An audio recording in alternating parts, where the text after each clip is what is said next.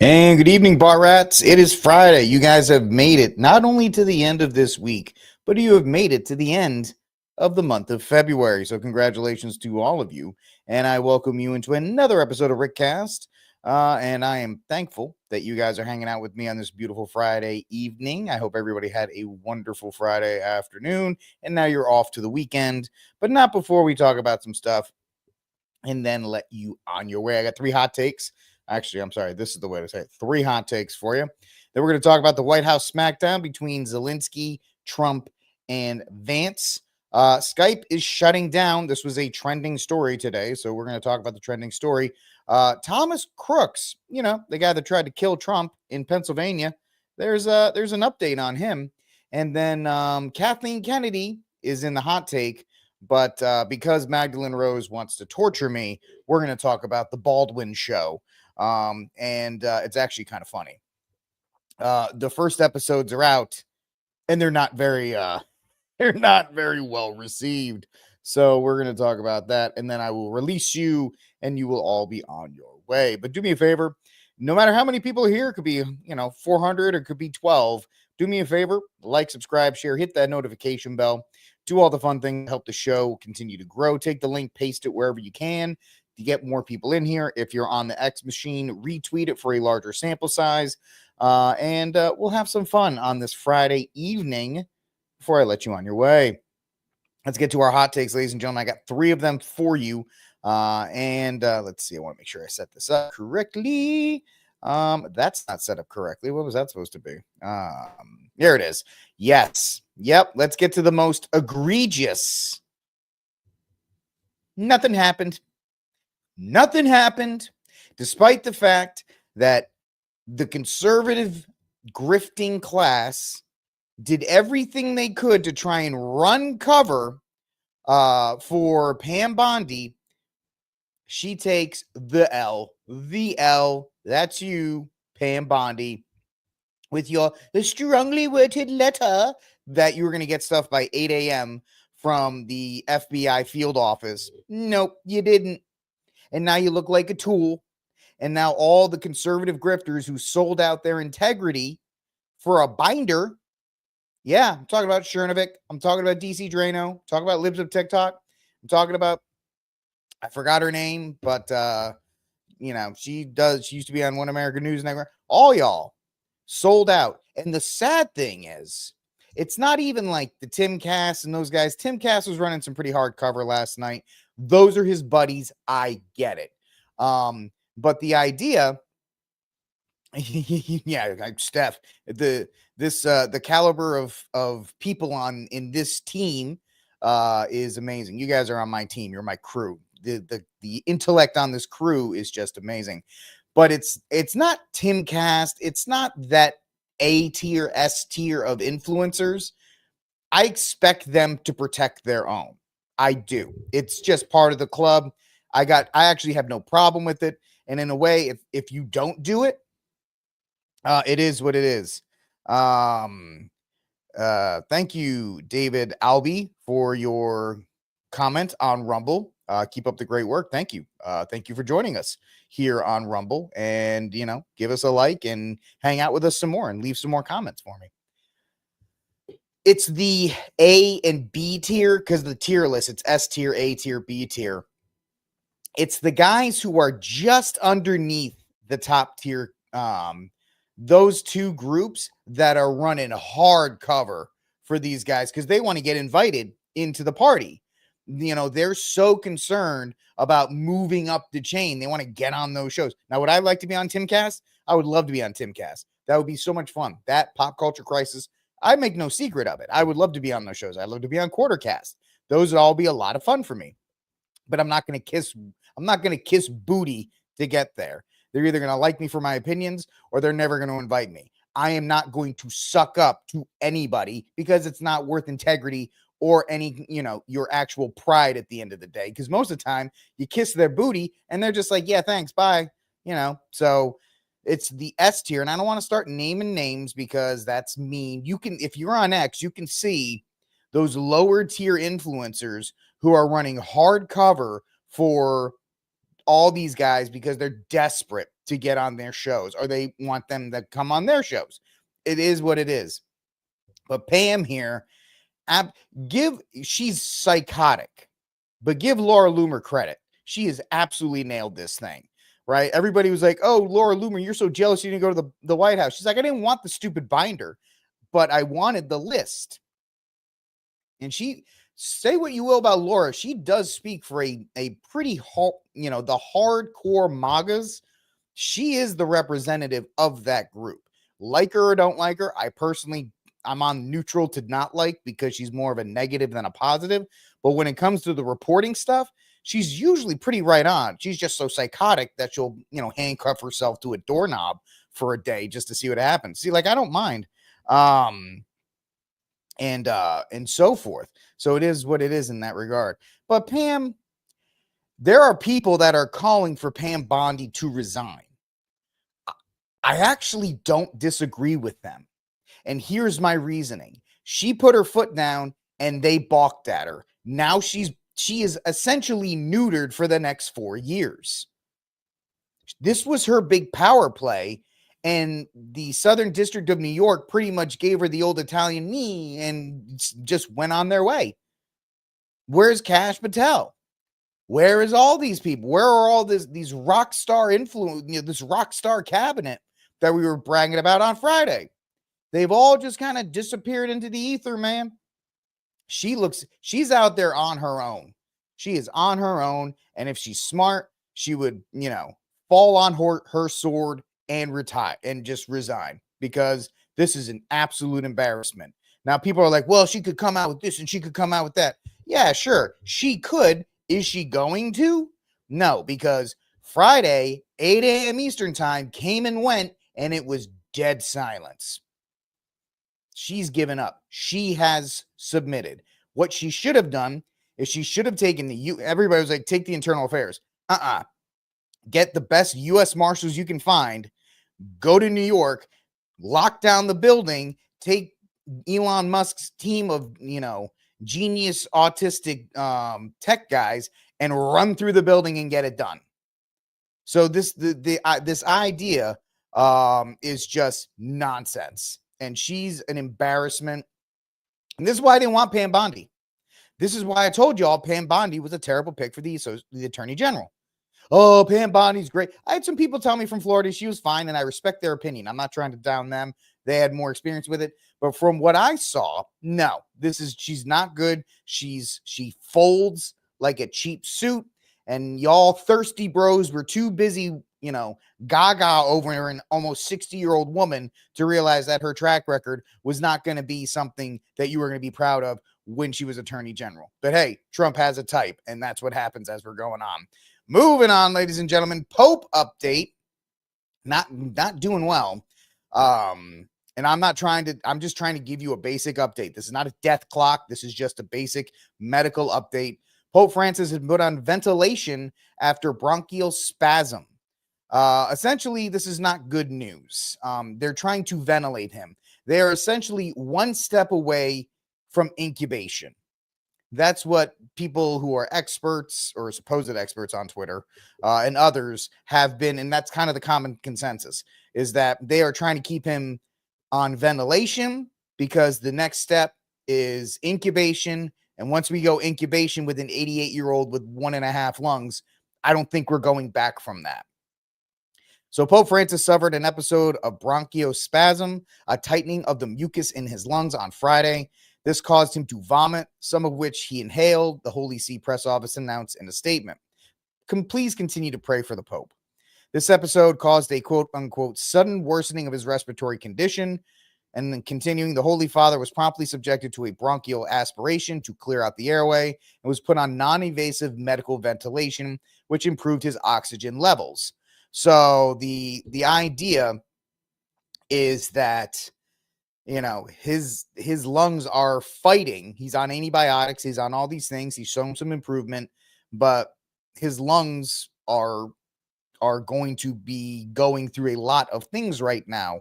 Obviously, you can tell from my medical expertise from watching Scrubs that I'm very well versed in this subject. The point is, they're trying to force air into his lungs. because his lungs are not strong enough right now to do it. And like I said, I will continue one more time before I move on, because over the week leading up to this episode, his condition had been stable, and a lot of people are like, "Hey, he's going to pull through this. This is actually pretty awesome." But then this has made it a more complex condition, and as I've talked about throughout this entire thing, the Holy See is going to be as complex in its language, because the last thing they want is a bunch of American podcasters flying off the handle about, oh, Francis is dead and now it's time for a new pope and let's get the holy pope and blah, blah, all this nonsense that we're already kind of seeing. But please continue to pray for the pope. It was not a good day for him. It's going to be really bad if they ever say that he's incubated, that they're actually having to incubate at this point. Once that happens, that's going to be a really bad set of circumstances. All right, this is Rick Cast. Please like, subscribe, share, hit the notification bell. Help this show continue to grow. Last hot take of this day. She ain't leaving. She's Leonardo DiCaprio in Wolf of Wall Street. She's not going anywhere. No, she's not. And this is just speaking to, sorry, ladies, the pettiness of women.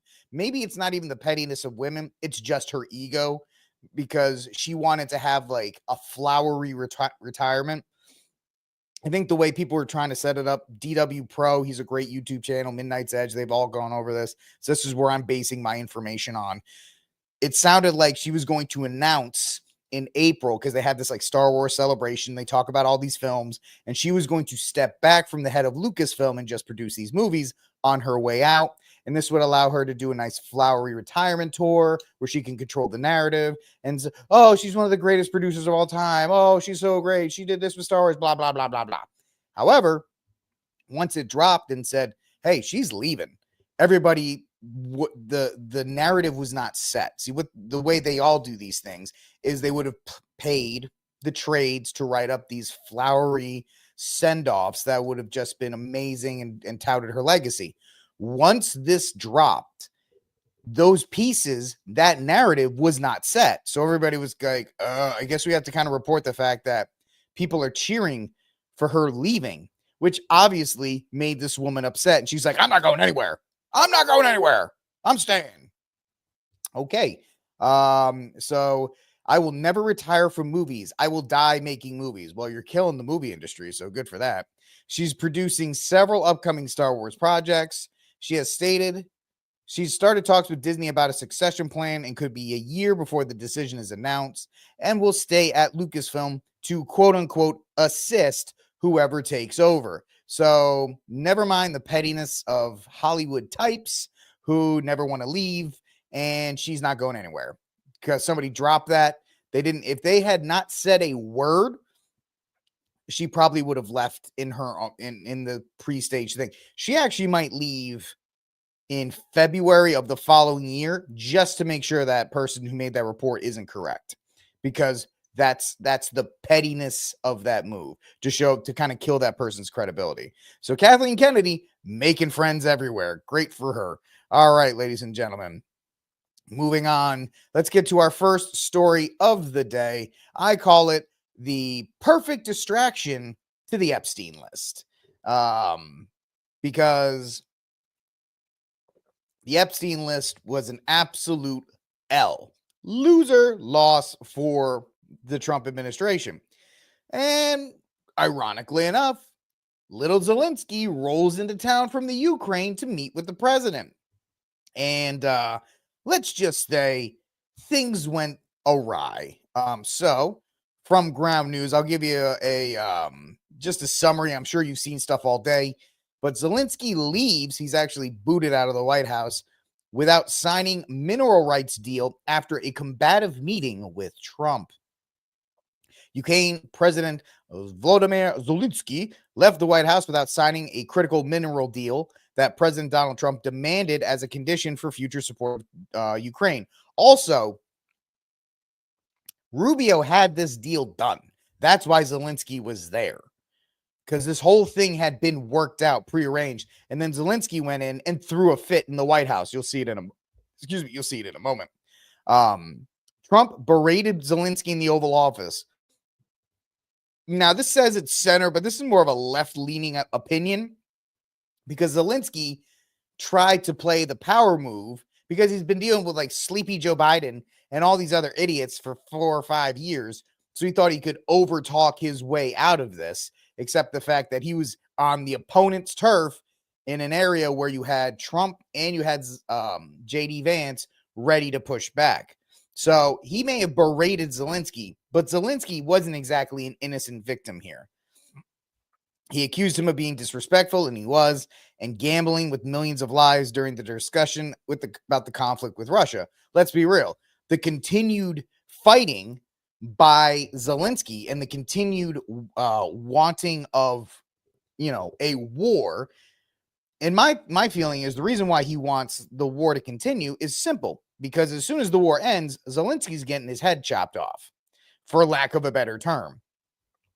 He's not very popular. He's suspended elections in Ukraine, even though actors and all these people were flouting how great he was. He's never been very popular outside of, Ukraine flag bios. So Trump, and I'm sourcing Jeremy from the Quartering here because he kind of summarizes it best. So Trump offered Zelensky a way out of war to keep his dignity intact, and he spat in his face. He's like, hey, sign the rights deal. You'll stay here. You'll stay in power. You'll save face. We'll be there because we'll have U.S. interests there. And if U.S. interests are in Ukraine, then the Russians will not come in. It'll kind of be like, hey, we're here now. We're actually officially in Ukraine mining these mineral rights. So don't do anything. The Russians aren't going to want to do anything because they have their land bridge to Crimea. Everything was set up, and Zelensky, kind of got a big head because he thought he was going to be able to walk over, Trump and Vance like he was able to do with Biden. If he took the mineral deal, gave up a little bit of land, he would have had U.S. interests there, so you're protected, and he wanted more war. And my feeling is that he wants more war because that's the easiest way for him to stay in power. Because as soon as he gets out, there's already people in parliament in Ukraine that are calling for a special session to impeach him because today was such an absolute cluster jam. Before leaving, Zelensky stated that Ukraine demands, quote unquote, no compromises with a killer, referring to Russian President Vladimir Putin. Now, Putin's not a great guy, but Zelensky's not making any friends here trying to, do the tough talk. And concerns about U.S. support and unfavorable peace terms with Russia. A proposed agreement will require Ukraine to share 50% of future revenues from its natural resources with the U.S., but Zelensky insisted on security insurances. If the U.S. is mining minerals, and if the U.S. has a presence in the Ukraine, then the Russians have no reason to go in, because if you start messing with our money, then we're going to strike that. They'll actually be there. Right now, it's this shadow war, this proxy war between the Russians and the U.S., and it's all convoluted because they want to be NATO or on these other kinds of things. So it's very interesting. So let's take a look. This will be in 4 videos. Here's Trump meeting Zelensky. He's all dressed up. He's all dressed up today. President Trump, what's your message to Vladimir Putin, sir? This was also another point of contention that Zelensky didn't even bother wearing like a sports coat over this. He kind of showed up in his, approved Nike jumpsuit because he's Eastern European. So this is like their suits, but still.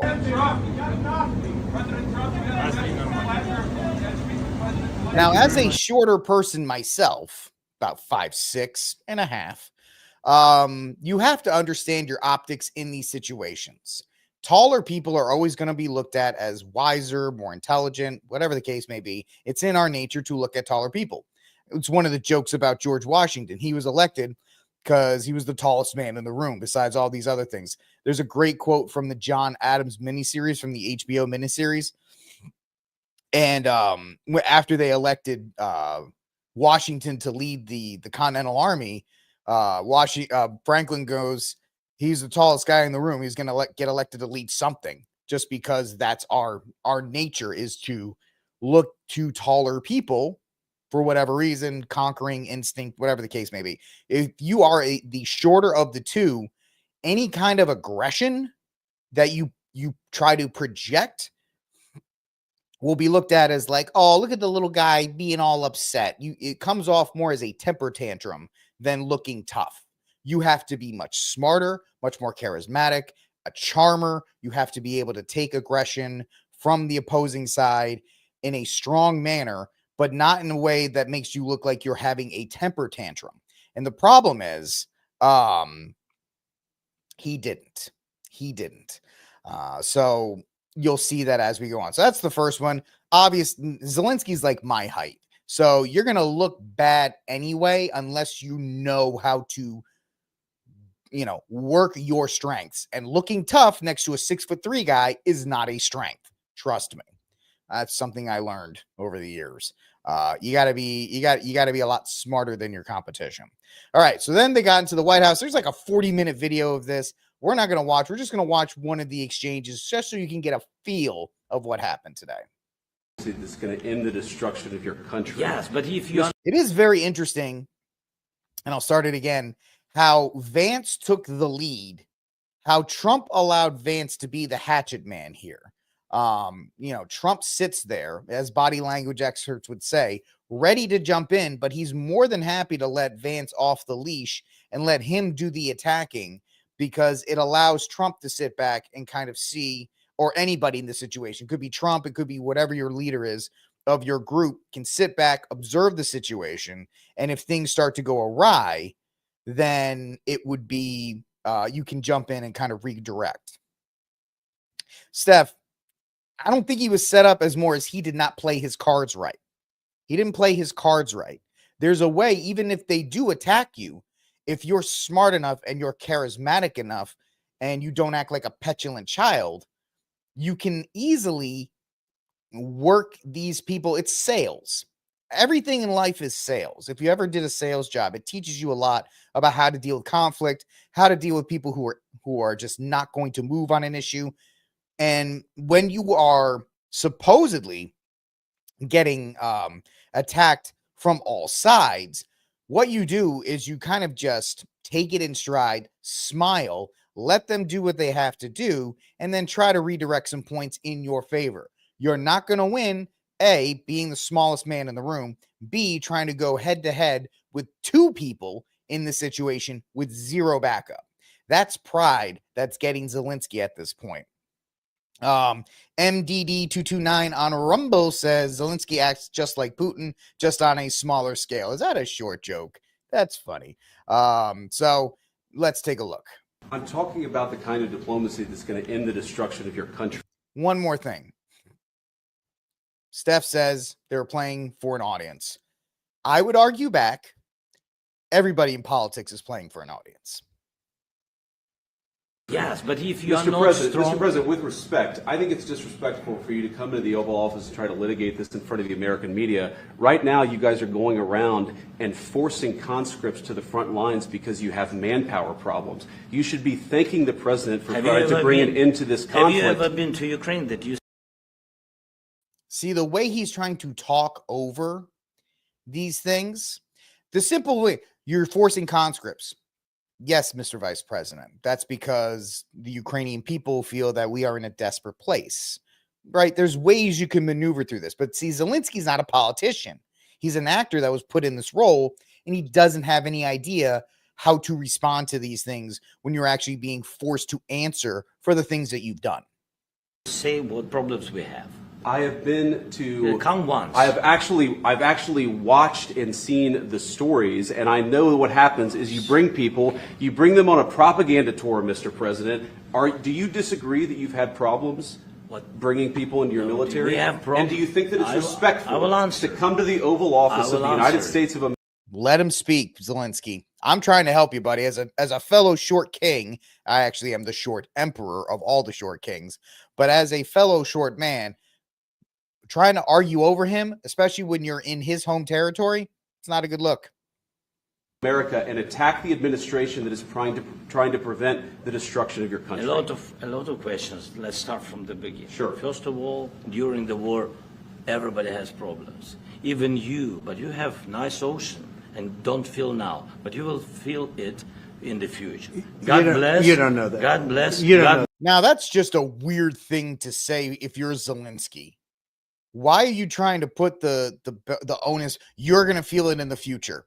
Unforced error. Shouldn't have said it. bless. You will not have the war. Don't tell us what we're going to feel. We're trying. You're not. That's a losing argument. What you should have said is, yes, our optics haven't looked good.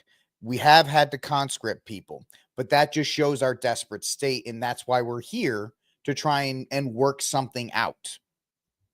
To solve a problem. Don't tell us what we're going to feel. I'm not telling you. Because I'm you're in no answering on this position to question. dictate that. That's Remember exactly what this. you're doing. Also, you have to realize when the U.S. is funding your entire war effort, it's not great to go and like bite the hand that feeds you. That's why we have that statement.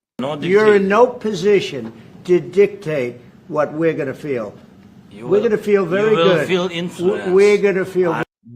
Arguing with, have we not learned from 2016 on? Anybody that tries to get into a one-on-one argument with Trump, he wants you to argue with him. He wants you to argue with him because he's going to smoke you like a fine steak. He's setting you up. Do not take the bait. Very good and very. Who are the people that have success with Trump? They're the people that let Trump talk for 15 minutes and then say, yes, Mr. President. Yeah, that's fine. So Very strong. You will feel influence. You're right now not in a very good position. You've allowed From yourself to be in a from very the bad very position, beginning and he of the happens war. to be right about From it. the very beginning of the war. You're not Mr. in a good Brown, position. I You don't was have in the cards right now. With us, you start having not playing cards. But cards. right now, you I'm don't. very You're playing serious, cards. Mr. President. You're I'm playing very cards. serious. You're I'm gambling the with the president lives in of war. millions of people. You think- You're gambling with world war. it's a bad look, man. Don't argue. Let Trump say his thing. You're not going to get the upper hand. Let him talk. That's the thing. A man that is confident in his position will sit back and will allow the other person to speak. Okay, you're right. You know, we are thankful for your help, but we have concerns about the deal because we feel it gives Putin more control or power, whatever you can say. There are reasons why people are professional politicians because they're good at it. Zelensky is not a professional politician. He is an actor and he doesn't know what to do in the setting. War III. What do you You're think gambling about? with What do you World think War about? III. And what you're doing is very disrespectful. Once again, and I know I'm stopping and starting, but this is the longest thing we're going to work on today. I'm telling you, I'm as the short emperor, look at the optics. Trump is a bigger man. Okay? So when you try to get into a one-on-one heated argument with him, you are going to look smaller just by default. Just by default. So if you try to argue, you're going to look inferior. You need to just sit back and let him talk. You're not going to win this argument. Nope, wrong one. To the country, this country. That's with back all to respect to you. your Far country. more than a lot of people said very they respect. should have. Have you said thank you once? A lot of Entire meeting? times. No, in this Even entire meeting, today. have you said thank you. Even today. You went to Pennsylvania and campaigned for the opposition in October. Honestly, that was probably not a great look. You can't deny the fact that he did campaign for Kamala. Offer some words of appreciation for the United States what of are you speaking America about? and the president who's trying to save your country. So, not a great look.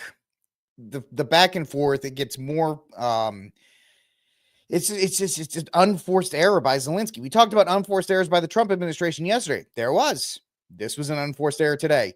Steph, I would like you to watch the Ukrainian reporter and her facial expressions during this exchange. Does this look like a woman who's proud of Zelensky? Because you get a ceasefire faster than an agreement. Ask our people about ceasefire, what they think. That's a woman that's like, this dude's killing me. He is embarrassing us on the world stage. That's a Ukrainian doing it, not me. And then finally, Zelensky is told to leave because he's just not being, he's making this about him. He completely scuttled the deal that, that Rubio had put in place. And then he goes on Fox News. He's like, I said, thank you 5 times. It's like, Okay, buddy, you can't say it on Brett Baer's show and then try to make it back, try to rework this. So Trump has the floor. An immediate ceasefire. That was the other thing. He didn't want to do about ceasefire. A ceasefire could take place immediately. A contract, if you want to end the war, you sign up an agreement. That's going to take a period of time. It takes time. I want it to end immediately. And I think if you had a ceasefire, it would be a ceasefire, a real one, that would end it. But he doesn't want to do that. That's fine. Do a better deal. I want it to end immediately. I want a ceasefire now. He said, oh, I don't want a ceasefire. Well, all of a sudden, he's a big shot because he has the U.S. on his side. Either we're going to end it or let him fight it out. And if he fights it out, it's not going to be pretty. Because without it... He's not incorrect. The British military has 2 aircraft carriers, and one of them works half the time. You know how many aircraft carriers the French have? 0. You know how many troops the French have? Like 300,000 compared to the 1.5 million or whatever that the U.S. In every statistical category, because war is what we do, we surpass anybody in Europe. So this idea that the French are going to take over, the French can't even secure Paris. It's being overrun as we speak, and they're going to go into the Ukraine. Zelensky's overplaying his hand, and it's not a good look. Because he knows as soon as the war ends, he's out of power. He doesn't win. Let me tell you.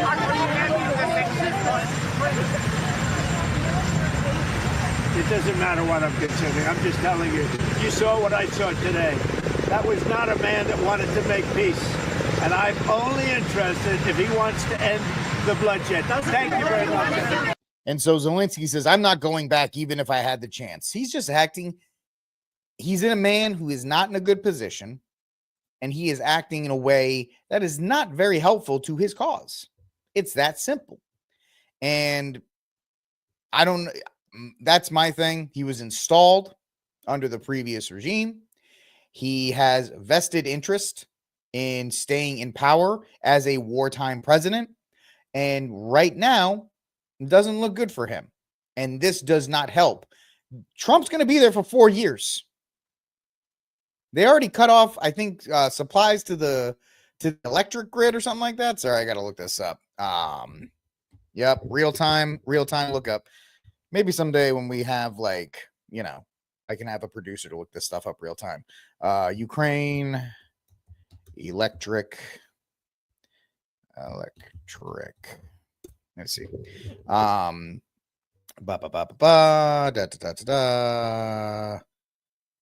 right, so this is what happens when you mess around and find out. This is from the Spectator Index. NBC reports that the U.S. State Department is ending support for Ukraine's power grid restoration. So this is what Trump's talking about when he says, I have all the cards.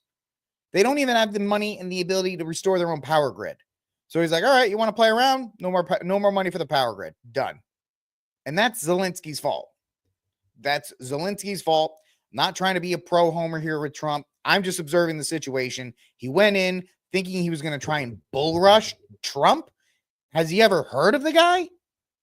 So it wasn't a good look on Zelensky's part, and it's only going to make his continuing of the war. It's not a good look for him, and it unfortunately prolongs this conflict, which I don't think it looks like Trump doesn't want to continue it, and so it's a sad situation. Too many people are celebrating it. That you dunked on him, blah blah blah. Guys, it's not a good look. This is only a continuation of the war. All right, this is Rick Cast. I'm the aforementioned Rick. It's Friday. Like, subscribe, share, hit that notification bell. Leave me a comment down below. Rumble, YouTube, like, subscribe, share. X, repost for a larger sample size. And let's get to our next story, which I know you guys all can't wait for. Skype is shutting down, in case you ever used it. So it's leaving some users upset. 5 or 6 boomers that actually use Skype. Take a listen. Microsoft is hanging up on Skype. The software giant said Friday it is retiring the 2-decade-old internet calling service on May 5th. While it redefined how people connect across borders, Microsoft is now going to focus on its more modern Teams application instead. Founded in 2003, Skype's audio and video calls quickly disrupted the landline industry in the early 2000s and made the company a household name, boasting hundreds of millions of users at its peak. But the platform has struggled to keep up with easier to use and more reliable rivals such as Zoom and Salesforce's Slack in recent years. Skype will become the latest in a series of high-flying bets that Microsoft... Shockingly enough, a Microsoft product doesn't work well. Microsoft is a company that only continues to exist because it has a monopoly on business. If most companies didn't use Microsoft in one way, shape, or form, it would die on the consumer market. It is just not good. It is not innovative. It is a lazy company, and it's trash. ...is mishandled, such as the Internet Explorer web browser and its Windows Phone. Who uses Internet Explorer in 2025? Other big tech firms have also struggled with online communication tools, including Google, which has made several attempts with Hangouts and Duo. I mean, the fact of the matter is, these companies don't have the ability. Google is a company that just absorbs other things, much like Facebook. They absorb other companies that work. They try to integrate them into their stuff, and they just fail. Because the innovation that created Google, or the innovation that created Microsoft, you can even say about Apple, the innovation that created Apple, they've all kind of plateaued. That's why you have the same iPhone that just has like a smaller screen or a better camera. Skype was a dying breed. It was a terrible platform. It hardly connected. It didn't have the ability to catch up to Zoom or StreamYard, which I'm using, or 2 or 3 or 4 other versions of some kind of online communication tool. So this doesn't shock me. I'm actually shocked that Skype stayed around as long as it did. Might not be a popular opinion, but the reason Skype has stayed around is because the boomer generation knew how to use it. I mean, FaceTime has essentially replaced Skype. And I know Google has their own version of a FaceTime screen time or whatever, the people who use Google phones use. That pretty much destroyed Skype. There's no reason to have Skype now. And the fact that Microsoft is nothing more than a monopoly that doesn't know how to run its stuff doesn't shock me. But that was interesting that Skype is now leaving, because it's one of those companies like people are like, oh yeah, you can, here's my Skype address. And people go, what? Yeah, Teams. I think Skype is getting integrated into Teams, essentially. It's not going to be called Skype anymore. It'll be like Team Window or something. Yeah, it's just Microsoft.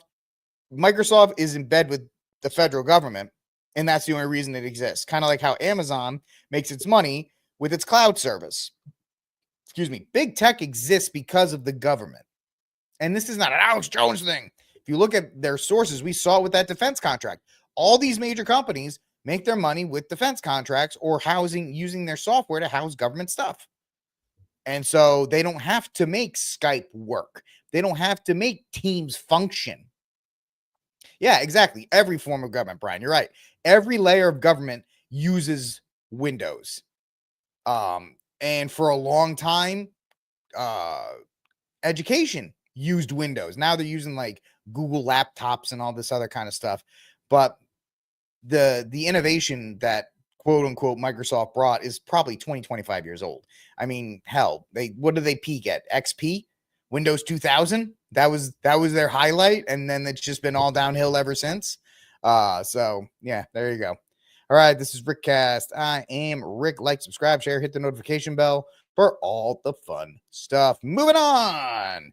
Hey, look at this. We have an update on Thomas Crooks. Who's Thomas Crooks? He's the guy that tried to kill Trump. Remember him? This comes out today in the midst of the Trump-Zelensky Smackdown and the Epstein list and all that other stuff. Oh, yeah, by the way, looks like Thomas Crooks may have had an accomplice, data shows, as investigators say FBI is suppressing info. What? Crazy. It's been almost 9 months since a seemingly mild-mannered 20-year-old attempted to assassinate then-Republican presidential nominee Donald Trump at a Butler rally. We still have no idea why. Oh, he's an asset. I mean, that's That's really it. He was an asset. Sources told the Post the FBI has obstructed the efforts to solve the mystery of why Thomas Matthew Crooks, who left no manifesto, did what he did. Also, he had to have help to be able to fly a drone over the rally and get the firearms through Secret Service, who happened to kind of take the day off.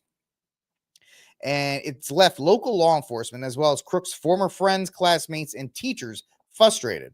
Those who may know, Crooks' parents, Matthew and Mary, have refused all interviews and remain in their small 3-bedroom home here, sealed off from the world like hermits, as they should. Those people, the parents, are under no obligation to talk to anybody. They don't need to talk to anybody. And if I was them, I wouldn't talk to anybody because it's not going to be a good look for you. Sometimes they only leave the house at 3 a.m. to buy groceries. I would do the same thing because people will be like, oh, no, you tried to kill Trump. Blah, blah, blah. And it's just, this kid made their life and the government made their life miserable. By the way, why do we know nothing about that guy in Butler? Elon Musk yelled out at the audience of the Conservative Political Action Conference last week before warning that FBI Director Kash Patel is going to get to the bottom of it. Like he got to the bottom of the Epstein list? Y'all promised way too much and underdelivered.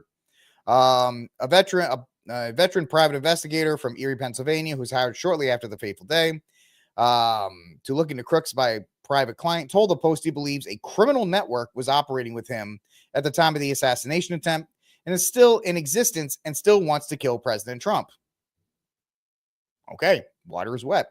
Doug Hangman, whose team of 6 other investigators have been working on this case for months and have interviewed more than 100 people, said they also conducted extensive geofencing analysis of cell phones and tablets not belonging to Crooks that were found with him at his home, at the rifle range where he took target practice, and at the rally and at Bethel Park High School where he graduated in 2022.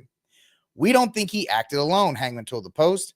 This took a lot of coordination. In my view, Crooks was handled by more than one individual, and he was used for this assassination attempt. That wouldn't preclude the possibility that there were other people at the rally helping him. They had to. This poor guy, his kid got used by the FBI. There's Hangman looking cool in his tack gear. He got used by the FBI. Now his life is pretty much over. Hangman said one of the electronic devices geolocated with Crooks at several different places at the time of the shooting is still pinging today at Bethel Park High School.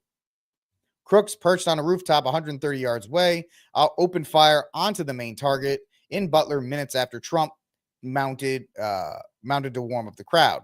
Okay. He fired 8 shots, striking the former president in the right ear, killing rally-goer Corey Capatori, and seriously injuring 2 other people. The autopsy indicated that Crooks was pronounced dead at 6:25 from a gunshot wound to the head. Hangman said that he was personally escorted to the Butler County line and told to leave twice during the course of his team's investigation. People who did so were either federal agents or some type of private security. He added that, quote, one can assist in an operation like this by omission or standing down. There are people still out there involved in this case that need to be brought to justice. FBI officials who served under President Joe Biden accessed Crooks' phone, computer, and his encrypted messaging apps in Belgium, New Zealand, and Germany, according to current National Security Advisor Mike Waltz. Representative Clay Higgins, who has been investigating Crooks' assassination attempt for months, has not seen Hangman's geofencing data, but downplayed their significance. Of course he did. His report into what he calls J13 was published December 5th. But Higgins has admitted that even after months after his granular boots-on-the-ground research, including exhaustive ballistic examinations, trip to the FBI headquarters, and lengthy conversations with high-profile Pittsburgh law representative of Crooks' parents, has only one theory. He thinks Crooks must have been on some sort of prescription, i.e. the SSRIs, and that the drugs made him, in Higgins' words, go crazy. He was on SSRIs, MK Ultra, whatever you want to say. But in Pittsburgh County Medical Examiner did not perform a toxicology test for pharmaceuticals. Weird. I got to get that clip of Rachel Zegler. Weird. Or at least did not include them in the autopsy report. Even more oddly, Crooks' body was released to his parents 8 days after the shooting without most officials involved in the investigation because he was cremated. Thomas Crooks was a brilliant engineering student, yada, yada, yada. Blah, blah, blah, blah, blah. So this new investigation, I'll put this link in the chat for you guys if you want to really get into it. Just shows that what we were all pretty much were saying. He didn't act alone. He couldn't have acted alone to get this thing actually done. And it's kind of funny that we're still hoping that the FBI is going to do something, even though we know the FBI can't and the FBI won't. But that's still out there. People think, it's some kind of grand conspiracy. I think that there were elements in these United States governments that still are active today, didn't want Trump to win. There was part of the plot they already had pre-scripted with the Iranian government, right? Remember, like a day or two after President Trump they tried to kill President Trump. They were like, oh, the Iranians were around doing stuff. Yeah. I think it was a plan to get Trump assassinated. Nikki Haley was the second leading gatherer of votes or delegates. She would have been made the she would have then become the representative. She would have been the nominee. She probably would have won in this swirl of patriotism, and then we would have gone to war with Iran. That's pretty much what I think the plan was. It was a plan to get rid of Trump, which they wanted to do, install Nikki Haley as the front runner. She would have won, and then we would have had war with Iran. That's what I think elements within the government wanted. And then Trump moved his head, and now we have, co-president Elon Musk running around, as Steph likes to call him, co-president Elon Musk, which is kind of hysterical because nobody was complaining when Fauci was essentially running the country. Nobody was complaining when like Mark Zuckerberg and all these other billionaires and all these other people who were like co-presidents or running the government. When all the unelected bureaucrats are running stuff, nobody cares. When Elon Musk in his stupid sports jacket and t-shirt runs up, everybody loses their mind. So it is what it is. Yeah, I don't know what she's doing. I bet you she's working at some one of the defense contracting companies, making a boatloads of federal money, and just loving it. So, and then the Iranians would have been perfect. The Iranians would have been a perfect scapegoat. And then the US, which has had the biggest, how can I say this, like crush? You guys know what I said, but they have the biggest crush on destroying the Iranians since 9/11, would have gotten their wish. They would have killed Trump, and they would have put in Nikki Haley, and she would have said, this will not stand, and we are going to get the Iranians. And then, we'd be in another ground war in Asia, which, as stated, is never a great idea. All right, folks, this is Rick Cast. Last story of the night, because Magdalene Rose doesn't like me. Joking. She knows I'm kidding. Am I? Because I said, what's the last story? She goes, talk about the Baldwins. I went, I don't want to talk about the Baldwins. She goes, believe me, talk about the Baldwins. And then I looked this up, and it's actually quite hysterical. The Baldwins Review, Alex's dreadful reality show, is a new low for TV. Thank you, Magdalene. This is hysterical. This is supposed to be his redemption tour. This is supposed to be the thing that erases the fact that he shot and killed a woman by looking into his home life and looking at how great his life is. I'm shocked. I don't know about you, with absolutely enthralling scenes like this. Okay, do you want me to look up a haircut for you? No, show me the picture that Carmen said that they think the boys should. I want to see it. No, she didn't send a picture for you. These children are like 5. Do you want her to send you a picture for you?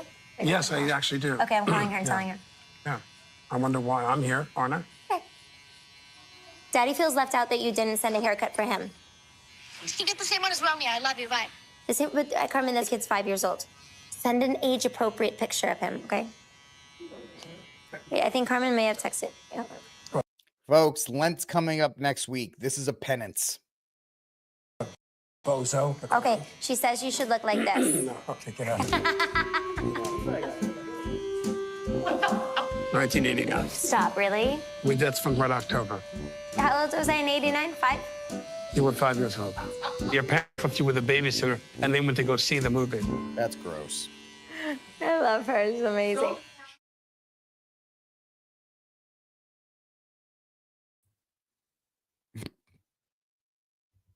I don't know what to tell you, man. That is awful. That is awful. Yeah, her voice is annoying. He looks miserable. Nobody wants to watch this. And when The Guardian is like 1 star, I don't even know what it takes to get 1 star. Just having a show gets you 2. This fly on the wall series about the actor's family in the lead up to the Rust trial feels in extremely poor taste. It's entirely unnecessary television that makes the actor and his wife look dreadful. You just saw 1 minute. That 1 minute felt like an eternity, as Einstein's theory of relativity would tell you. And yet, this is supposed to be the Baldwin's big comeback. This. And he's getting murdered. And I'm using that word correctly. I'm not going to read all this. But the fact that this is supposed to be the thing that gets him in. You're welcome, buddy. That's why you watch Rickcast. This is the thing that's supposed to help him rehabilitate his image, and he looks like a miserable dad. This is the best stuff, by the way. When they do reality TV, they film you in huge blocks. And then the editor comes in and goes, what in the hell am I supposed to do with this? And then the director says, make a story out of it. And that was the best they had. That was, let's make him more relatable by having him look miserable sitting in a barber's chair. Not a great look. And the fact is, you know, even the Kardashians looked better with the reality TV show. I mean, Hugh Hefner, whatever you think about him, had a reality show, and they made that old man look terrible. That's right. Quote unquote, reality TV is not reality TV. It's more scripted than actual quote unquote scripted sitcoms and actual scripted TV. But the reason they love them is that these people get paid nothing. And it's cheap and it's easy to make, and you throw it up there, and if people watch it, they do. It's just about content. And couldn't happen to a nicer guy. All right, folks, that's it for this episode. I am releasing you. You're done. You're good. You have paid your penance. If you watched the Baldwins, please do me a favor, even though I made you just watch the Baldwins. Like, subscribe, share, hit the notification bell. Leave me a comment in the comment section down below. Let me know what you think. I will talk to you all next week, and that will be beginning the month of March. And then as we head to Lent for my Catholic brothers and sisters. I hope you enjoy your stuff this weekend before you give it up. I know I will. Anyway, I will talk to you all next week here on Rickcast. God bless. And until that day comes, free Dexter Taylor.